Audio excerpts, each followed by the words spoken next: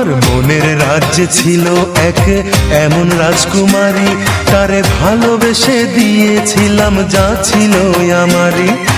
আমার বুকে মাথা রেখে বলতো মনের কথা, ভাগ করিয়া নিতাম দুজন দুঃখ কষ্ট ব্যথা। আমি শুধু ছিলাম যে তার প্রেমেরই পূজারি, তার ভালোবাসা করলো আমায় পথেরই ভিখারি। তার কত ভালোবাসি জানে না রে জগৎবাসী, জানে অন্তর্যামী। যখন তোমার কেউ ছিল না তখন ছিলাম আমি, এখন তোমার সব হয়েছে পর হয়েছি আমি।